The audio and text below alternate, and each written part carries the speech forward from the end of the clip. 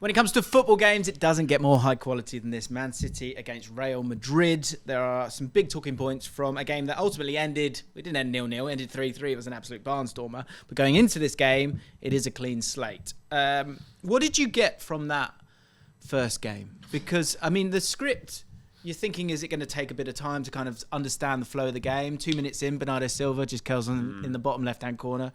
Great ingenuity and football intelligence from him. But then after that, it just the toing and the throwing of it. Real Madrid, bang, bang, scoring 2 and getting it back. And then it looking like Man City might not have the answers. And then Phil Foden rocks up. It was a fantastic game. Man City almost Real Madrid, where individual quality just rose up. I mean, the Gvardiol goal, he's got a right-footed goal and he's a centre-back. When does that happen? From 25, 30 yards out. Yeah. But I think it was a classic Real Madrid Champions League game where they drag you into the way they want to play. But I think Man City showed that they've got the tools to play that way.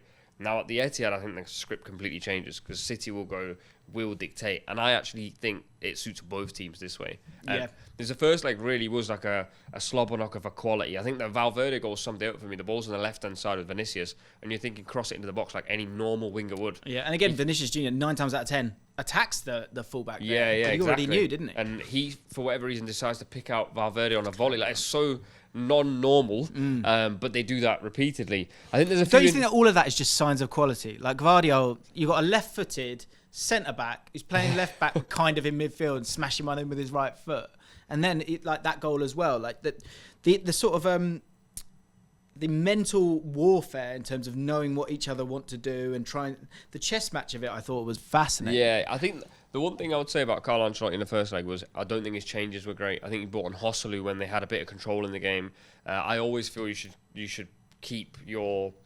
what was sort of happening in that game was they were allowing City onto them at times and then hitting them on the break. Yeah. And Vinicius wasn't quite on song and Jude Bellingham wasn't quite on song. When you've got those individual players that can have moments, I always think substituting them out to be tactically clever in a game that almost at times didn't require the tactical smartness. I thought he got that wrong. Whereas obviously Foden starting over De Bruyne with a stomach bug was a nailed on decision from Pep because Foden was... I don't actually think it was unbelievable. He scored an unbelievable goal. Yeah. I think so. Here's a thought I wanted to discuss, and we need to talk about lineups here because you've got Stones. Is he going to be fit or not? Walker, is he going to be fit or not? And you've got a decision to make when it comes to KDB and Foden. According to reports, unless it's some hullabaloo, KDB wasn't feeling well. And I don't know if you saw the interview where Pep was going vomit, and the reporter was going, "What's he saying?" He was saying vomit. And KDB obviously didn't step into that game. Kovacic replaced him. But here's an idea I've got in terms of the movement of the two teams. So in terms of the transition, which is the best teams that control most games, that's the weakness that they have because that's your best opportunity because they've got the ball a lot of the time. I thought what was really clever is that Real Madrid, especially with Vinicius Jr. and Bellingham, they were both kind of centre forward, but they both had a bit of freedom to go where they needed to go. And if you think of the goal, one of the goals for Rodrigo, I think the second goal, Camavinga scored the first one. Vinicius Jr. sort of drifts over to this right-hand side and into a bit of a pocket and then is able to play very quickly. For someone who, I agree with you, had a poor game, still got 2 assists in the game and was able to play Rodrigo in. It was really, really clever stuff. And as I say, this does feel like 4D chess. The thought I had was they've scored 2 screamers, Man City, from long-range shots. And when you watch those goals back, the first one... It's really clever movement from Stones, who steps into a position that means Toni Kroos, who's not got the legs of others, let's say, is a bit caught between the two. So much so that Camavinga kind of half drifts that way, and that allows Foden to get on the ball. Super clever stuff. But the important thing here is that Foden takes a shot from range. Gvardiol, as we've spoken about, scores a goal from range when Foden's available and Stones is available. The Luton game as well, if you watch that, they're really, really deep, Luton. And Man City score goals from range. I think with someone like Pep, who's always trying to find the next thing and looks at other sports, if you look at basketball and what you see there is a lot of 3-pointers. And if you get players that are quality enough who can score from range, why would you not do that? And I think he's given them a little bit more free rein to have those long-range shots to score goals. That said, I wonder if we'll see this, right? In this game, because Real Madrid now know that Gvardiol is going to have a pot shot. KDB, if he's playing, is going to might have a shot. Foden's going to have a shot. The goalkeeper's going to be aware of that, but the defenders might get sucked out because they're concerned about the long shot. And what I've got a funny feeling we're going to see is that, yes, there'll be this thought of, oh, he's about to pull the trigger, and there'll be just this little pass to Haaland or to Bernardo Silva.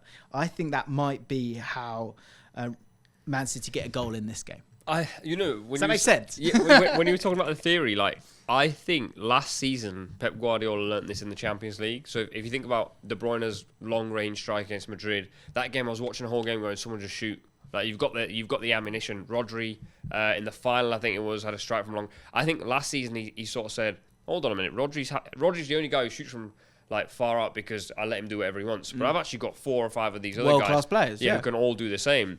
But I think it also, they need to do more of that to allow Haaland back in the game, because he was very poor in the first leg because he was just wrestling with Rudiger, essentially. And I think Madrid, like you said, will have to cotton onto that and try and step out a bit earlier. That's where that midfield pairing of Camavinga and Cruz is interesting, because Cruz has never been the guy to throw himself in the way of a shot. Camavinga is a pure athlete and brilliant in possession, but he's also not the same. And there's no Tchouaméni who's suspended. Yeah. And that would be my natural instinct would go throw Tchouaméni in there to try and stop that from happening. It's that zone 14. It's such an important area of the pitch, and especially with what Foden has become this season. That's a really, really, it's the most dangerous area of the pitch, but even more so when I think we're getting to a point where Man City, I think they've clocked on that the opposition are low, and now they're so low that actually, again, go watch the Luton goals. Some of the shots, they're just from the edge of the box. They're almost inside the box, so it's not even that much of a long shot anymore. You can pass the ball into the top corner. They've got the quality there.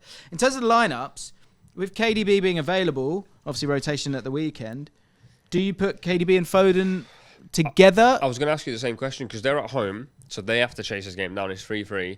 If you start KDB and Foden, I think you've put all your cards on the table. And then Madrid can sort of go, all right, that's their plan. Like, they're going to come and try and fully throttle us at home. Now let's get Vinicius really wide, get Valverde really wide, and have Rodrigo and Jude Bellingham box crashing. I wonder if Pep keeps one card in his back pocket, because he always does. And I feel like that's a safer, more Pep way of doing it. But has Pep actually done that this season? I don't think so. I think there's a real conversation to be had with him and KDB, where he goes, I need you to stay out of the middle of the pitch. This is zone 14, that's Phil's now. You need to come out to the right-hand side, the right half space, and do that cross to the back post. Because when I wrote it down in my notes as I was watching the game, just before Foden scored, I was like, do you know what they are desperately missing?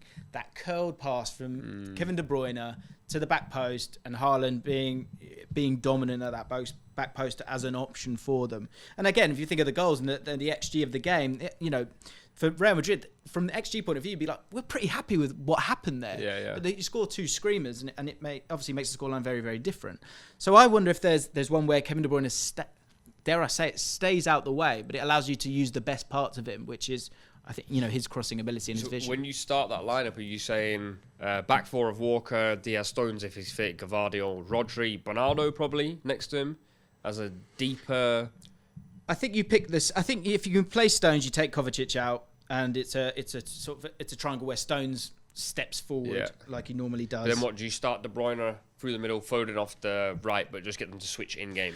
I think when they've got the ball, maybe he has that freedom to go over to the left-hand side if you've got time to do it. Go over to the right-hand side and be an in-swinging cross from that side. Because Gvardiol, in terms of the rest defence, Gvardiol probably wants to come up and tuck in a little bit. So that space out wide, deep space out wide, that's there for Kevin De Bruyne. And that means that Foden can just stay in the middle. Because I think he's so electric. He's so quick on the ball. His ability to turn, his scanning. We've seen it. And it's Phil Foden's time in that area. So I think that's the best of both worlds, personally. It's fascinating to push Kevin De Bruyne out. But it worked against, I want to say, was it United? Where, Foden came into the left half space. De Bruyne almost went and played like as a right-sided midfielder, and it worked a treat. I can't call this one, because it's 3-3 the first time round. It was impossible. It's impossible to judge this sort of a game because there's so many individual top quality players. And we've not spoken enough about the Real Madrid going forward. I thought they were really, really clever in how they went forward, and I think they had different options as well in terms of Toni Kroos in the first half being able to kind of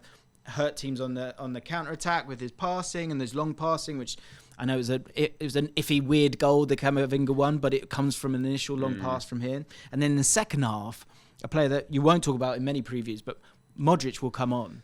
And Modric was a huge part in terms of driving to create that space for Vinicius Jr. for the third goal, and so could have a huge part to play. And we haven't even spoken about Jude Bellingham, who was a little bit iffy. Yeah, a little bit absent in the first game. So he'll be looking to step up, especially being in England, first sort of club game, I guess, since that move to Real Madrid. So, yeah, so many storylines. And anyone can score a banger at any minute. I think it's going to be an absolutely delicious game of football. The XG, by the way, from the first two games, the first game was hilarious. Real Madrid was 0.65, they scored 3 goals. Man City was 0.8, they scored 3 goals. Wow, well, that says it all. So yeah, I think just one to enjoy and don't take your eyes off it for a second. Who makes it through though? He's sticking to your guns from last week. Yeah, Man City at home. I just can't see how they get. I can't remember the last time they lost a game at home. But I think Madrid will give them a real ride. Like, it won't be all Man City. I think it'll be 3-2. Loads of goals again. I had Real Madrid winning this one. I'll tell you what I'll say. If Walker plays, they'll do it. Man City. If he doesn't, Real Madrid will do it.